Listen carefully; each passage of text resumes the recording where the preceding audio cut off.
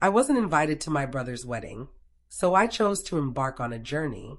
I'm sorry, sweetheart, my mother said. This occasion is reserved for those we truly cherish. My father added, certain people just don't fit at family gatherings. My aunt chimed in, true family means only those who belong. When the wedding fell apart due to unpaid debts, my family came pleading, but I was already gone. I'm Madison Cole, 28 years old, and if you think you can predict the ending, keep watching. What happens when the outcast they discarded holds the solution to their crisis? The absence of an invitation hit me hard. While others received elegant envelopes adorned with golden bows, my mailbox remained bare. When I questioned it, my mother's words stung like poison, only for those we cherish. My father laughed, labeling me the family letdown. My aunt drove the point home, smugly defining true family. So I did what felt right. I smiled, booked a plane ticket, and left. While they raised glasses and planned picture-perfect moments, I roamed cobblestone paths in a city I'd always longed to explore. I snapped photos of sunsets, savored meals in solitude yet with peace, and repeated to myself, they can't wound me if I'm not there to feel it. But even in that faraway haven, their rejection lingered, sharp enough to echo across continents. Distance, though, brought perspective. If I was always the letdown, why did they rely on me for help? Why had my irrelevant wife covered their bills more than once? Then came the turning point. A desperate message flashed on my phone during my trip. Wedding canceled. Please, we need you. I stared until the words blurred. The family that had erased me from their flawless portrait now begged for my help to rewrite their tale. But I had already chosen my part, and it wasn't theirs to shape. The messages kept coming. By the time I landed home, my phone was flooded. My mother wrote, Madison, we were just teasing. You know that. Please help us fix this. My father said it's only money. Families support each other. Don't be difficult. My aunt added, if you cared about your brother, you wouldn't let his day collapse. I read them silently, each word soaked in hypocrisy. A week earlier, I was the outcast, the unworthy one. Now I was their savior. I didn't respond. Instead, I unpacked, lit a candle, and sat quietly at my kitchen table. Their desperation wasn't surprising, it was expected. They'd built this wedding, like every facade in our family, on borrowed funds, inflated egos, and the assumption I'd quietly hold it together. This time, the cracks were too deep. The phone rang again. My brother's voice trembled, pleading, Maddie, please. It's serious. Just $20,000 to clear the venue debt, and we're back on track. I let out a sharp, bitter laugh. I thought I wasn't true family, I said. Silence. Then weakly, I didn't mean it like that. But he had. They all had. That night, I poured wine and shared a photo from my trip, me against a glowing sunset, unburdened. The caption read, sometimes being left out is a blessing. Sometimes distance heals, and sometimes the wedding you weren't invited to was never meant to be. By morning, likes and comments poured in. Friends praised my resilience. Strangers shared similar stories of rejection. Meanwhile, my family's panic grew louder, but I felt quieter than ever. The next day, my mother left a voicemail, her sobs theatrical. Madison, we didn't mean it. We were stressed. You're our daughter, you belong. Don't punish us. Punish. The word stung, but not as she intended. I wasn't punishing them. I was absent, just as they'd made me absent from every moment that mattered. By midday, my father tried authority. Enough nonsense. You have the money. We know it. Families step up in tough times. I set the phone down, his words fading.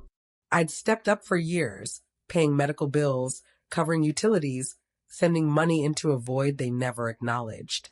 But at celebrations, I was invisible. That was their lesson, and now they were learning it. Later, Aunt Lydia showed up at my door, her voice dripping with false warmth. Madison, sweetheart, your brother's devastated. You don't want this weighing on you. Think of the shame if the wedding falls through. I tilted my head. Think of the shame when your true family talk made me walk away. Her lips parted, but no words came. She left, her heels clicking like a defeated retreat. That evening on my balcony, the city humming below, I thought of the girl I once was, craving approval, chasing scraps of love, hoping to be enough. That girl was gone. I didn't need their speeches, staged photos, or hollow blessings. I wanted freedom, and I'd already claimed it. By day 4, their world unraveled. The wedding planner quit, vendors refused service, and whispers spread. The Coles can't pay their bills. Their polished image, built by excluding me, crumbled publicly. My brother called, his voice stripped of pride, laced with fear. Maddie, if this wedding doesn't happen, we lose everything. Our reputation, our standing. People will laugh. I paused, then said, "You laughed at me first." Mom's words, your dad's chuckle, Aunt's true family speech. That wasn't a mistake. That was your truth. His breath hitched. "We were wrong," he said, the words fragile. But apologies don't erase years of dismissal. I thought of every time I'd bailed them out, quietly funding Dad's account, clearing Mom's credit card, ignored as my help vanished without thanks. Not this time. That night, I posted again. A photo of my plane ticket stub from the trip I took instead of their wedding. The caption was calm but pointed. Funny how those who exclude you from their table expect you to pay the bill. Not this time. Friends cheered. Strangers resonated. Even distant relatives sent quiet support. My family's pleas doubled, but I stood firm. Their approval was never love. It was convenience disguised as affection. Without me, they faced their truth. By the weekend, the wedding was officially off. The venue issued a statement. Due to unpaid balances, the Cole reservation is canceled. The news spread fast. Neighbors gossiped, friends canceled plans, and my family's perfect image shattered. My brother's fiancé posted cryptic words about betrayal. Mom vanished from social media. Dad looked hollow in a photo from the store. And me, I felt lighter than ever. Sipping coffee, scrolling through the fallout, I watched from my quiet apartment. Aunt Lydia left a voicemail, her smugness gone. "Madison, we were cruel. Can't you help us rebuild? We're family. Family." Her own words, true family only, had cut me. Now she used the word as a shield, hoping I'd forget. I didn't reply. Instead, I wrote in my journal, "Exclusion shows truth faster than any speech." They taught me I didn't belong, and now I believe them. Closing the book, I felt no anger, just freedom. Their collapse wasn't my burden. By pushing me out, they taught me I didn't need their table. I could build my own, free of debt and conditions. The calls slowed, not from resolution, but pride. Mom texted, "You've humiliated us enough. I hope you're satisfied." Dad added, "Don't come back. You chose this." I read them, waiting for the old pain, but felt only clarity. They didn't disown me for cruelty. They disowned me because I stopped being useful. Meanwhile, my life bloomed. Work flourished, my savings grew, and my true friends, those who valued me for me, expanded my world. At a coworkers' gathering, I laughed freely. No roles to play, just warmth. Walking home under city lights, I realized the family I'd chased wasn't the one I was born into. It was the one I was creating. I couldn't resist one final post, a photo of friends around a table, glasses raised, joy unforced. The caption, "Real family isn't about invitations, it's about love." Tonight I found it. Comments flooded in, from friends and strangers alike, some sharing their own stories of exclusion. My parents likely saw it, sitting in their silent house.